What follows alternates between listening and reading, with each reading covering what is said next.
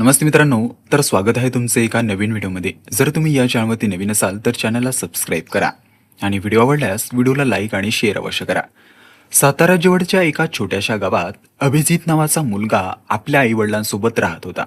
घरात एवढी गरिबी होती की ती काही दिवस दोन वेळचे जेवणही मिळत नसे. वडील मजुरी करत आई शेतात काम करायची. अभिजित अभ्यासात हुशार होता, पण परिस्थितीमुळे त्याला अनेकदा शाळा सोडण्याची वेळ यायची. तरीही त्याच्या आईचे एकच वाक्य त्याच्या मनात कायमचे राहिले, बाळा, पैसा आला की माणूस मोठा होत नाही, माणुसकी ठेवली तरच माणूस मोठा होतो. अभिजितने दिवस रात्र मेहनत केली. दिवसा कॉलेज, रात्री एका हॉटेलमध्ये काम, सुट्टीच्या दिवशी शेतात मजुरी. त्याच्या कष्टाने फळ मिळाले आणि त्याला शहरातील मोठ्या कंपनीत नोकरी मिळाली. काही वर्षातच त्याने स्वतःचा व्यवसाय सुरू केला. व्यवसाय इतका वाढला की काही वर्षात तो करोडपती झाला. मोठा बंगला, महागडी गाडी, शहरात नाव, प्रतिष्ठा सर्व काही त्याच्याकडे आले. पण यशाबरोबरच त्याचा स्वभाव बदलू लागला. ज्यांनी कठीण काळात साथ दिली त्यांना तो अनोळखीसा झाला. गावातील मित्र भेटायला आले तर तो त्यांना वेळ देत नसे. आई वडील गावातून शहरात आले तरी त्याला त्याची लाज वाटू लागली. एका दिवशी त्याच्या जुन्या शिक्षकांनी त्याला भेटायला कार्यालयात येण्याचा प्रयत्न केला, पण अभिजितने रिसेप्शनवरून संदेश पाठवला, मला वेळ नाही. त्या दिवशी वृद्ध शिक्षकांच्या डोळ्यात पाणी आलं. ते शांतपणे म्हणाले, यश मिळालं पण माणूस हरवला. त्या रात्री अभिजित एका मोठ्या कार्यक्रमात वर्षातील सर्वोच्च उद्योगपती हा पुरस्कार स्वीकारत होता. हजारो लाखो टाळ्या वाजत होते, पण त्या गर्दीत त्याच्या आई वडिलांच्या चेहऱ्यावर आनंद नव्हता. त्याच्या मनात एक प्रश्न होता, हा आमचा तोच अभिजित आहे का? या क्षणापासून अभिजित आयुष्य अशी घटना घडणार होती जी त्यांच्या संपूर्ण आयुष्याचा मार्ग बदलून टाकणार होती. अभिजितचा सत्कार झाल्यानंतर त्याचे नाव सर्वत्र गाजू लागले. वर्तमानपत्रे, टीव्ही चॅनल आणि सोशल मीडियावर यांच्या यशाच्या बातम्या झळकळत होत्या. लोक त्याला आदर्श मानू लागले. पण जितकी प्रसिद्धी वाढत गेली तितकाच त्याचा अहंकारही वाढत गेला. एके दिवशी गावातील त्यांचा जिवलग मित्र गणेश त्याला भेटायला आला. दोघांनी लहानपणी एकच ताटात जेवण केलं होतं, पण कार्यालयात पोहोचल्यावर रिसेप्शनवरून त्याला तासनस बसून ठेवण्यात आलं. शेवटी अभिजित बाहेर आला, पण त्यांनी गणेशकडे नीट पाहिलं नाही. कशासाठी आला आहेस, त्याने थंड आवाजात विचारले. गणेश हसत म्हणाला, फक्त तुला भेटायला आलो होतो. अभिजित म्हणाला, माझ्याकडे अशा गोष्टींसाठी वेळ नाही. गणेश काही न बोलता निघून गेला. त्या दिवशी त्याच्या डोळ्यात अश्रू अभिजितला दिसलेच नाही. हळूहळू अभिजितने आई वडिलांनाही गावातच राहू दिलं. तो महिन्याला पैसे पाठवत होता, पण त्यांच्यासोबत दोन शब्द बोलायला त्याच्याकडे वेळही नव्हता. आई रोज फोनची वाट पाहायची, पण फोन क्वचितच यायचा. दरम्यान व्यवसाय वाढण्याचा हव्यासापोटी अभिजितने मोठे मोठे कर्ज घेतले.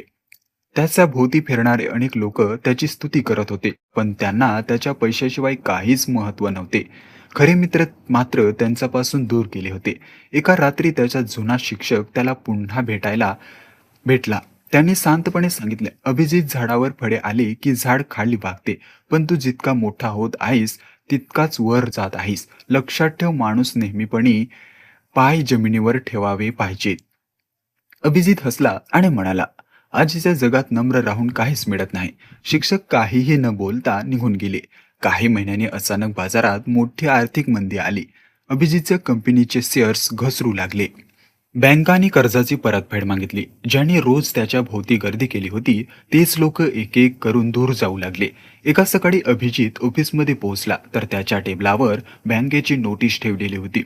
ती नोटीस वाचताच त्याच्या हातातून कागद खाली पडला. त्याला आयुष्यातील सर्वात मोठा वादळ आता सुरू होणार होतं.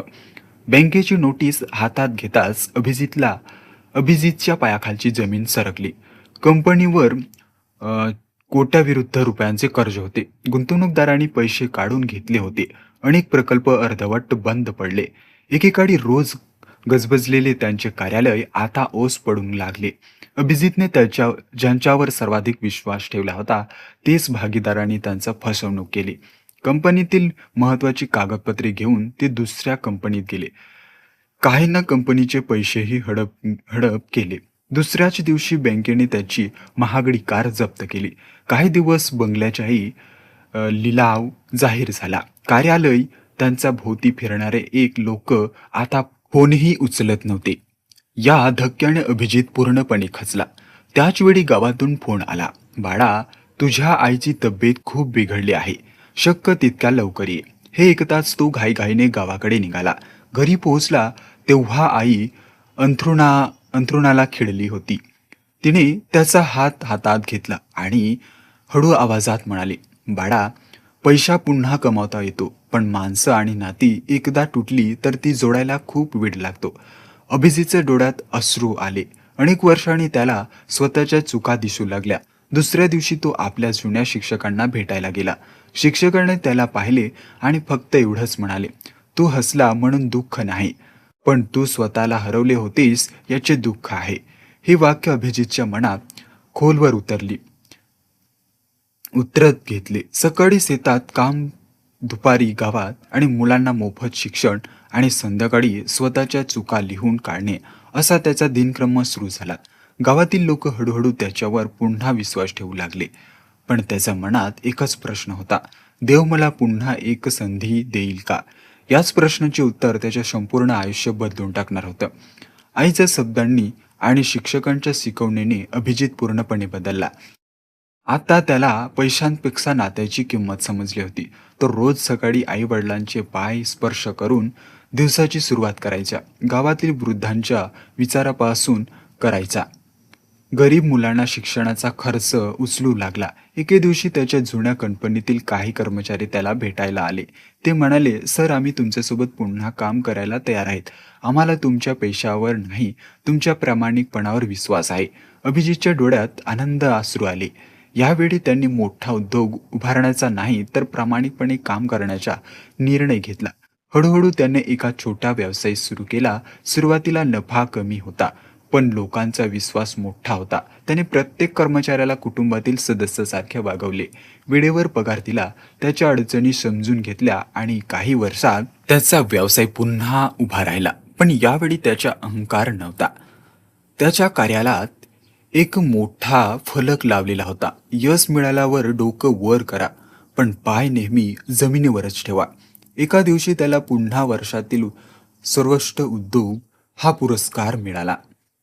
मंचावर भाषण करताना तो म्हणाला, एकेकाळी मला वाटायचं की पैसा म्हणजे सर्व काही, पण जेव्हा माझ्याकडून पैसा, मित्र, प्रतिष्ठा आणि सुख सर्व काही निघून गेलं, तेव्हा मला समजलं की माणसाला मोठं बनवतात त्याचे संस्कार, नम्र आणि माणुसकी. माझ्या आईने सांगितलेले एक वाक्य आजही मी माझ्या आयुष्याचा आधार आहे. माणसाने नेहमी पाय जमिनीवर ठेवले पाहिजेत. संपूर्ण सभागृह टाळ्यांच्या कडकडाटाने दुमदमून गेले. कार्यक्रम संपल्यानंतर तो थेट आपल्या गावात गेला. आई वडिलांच्या चरणी नमस्कार झाला. शिक्षकांचा पाया पडला आणि म्हणाला, सर, मी आज पुन्हा जिंकलो आहे, पण यावेळी पैशाने नाही तर माणुसकीने. शिक्षक हसले आणि म्हणाले, आज तू खऱ्या अर्थाने श्रीमंत आहेस. त्या दिवसापासून अभिजितने प्रत्येक वर्षी आपल्या गावातील गरीब विद्यार्थ्यांसाठी शिष्यवृत्ती सुरू केली. वृद्धांसाठी मोफत आरोग्य शिबिरे भरवली. अनेक तरुणांना रोजगार दिला. त्याच्या आयुष्याची गोष्ट प्रत्येक गावात सांगितली जाऊ लागली. लोक म्हणू लागले, अहंकार माणसा खाली आणतो, पण नम्रता हा माणसाला मोठं करतो. यातून असा आपल्याला बोध भेटतो की यश, पैसा आणि प्रसिद्धी मिळाली तर माणसाने कधी अहंकार करू नये. नाती, संस्कार आणि माणुसकी हीच खरी संपत्ती आहे. कारण माणूस कितीही मोठा झाला तरी त्याचे पाय नेहमी जमिनीवरच असले पाहिजेत. हा व्हिडिओ तुम्हाला कसा वाटला? जर आवडला असेल तर व्हिडिओला लाईक करा आणि असेच नवनवीन व्हिडिओ पाहण्यासाठी या चॅनलला सबस्क्राईब करा.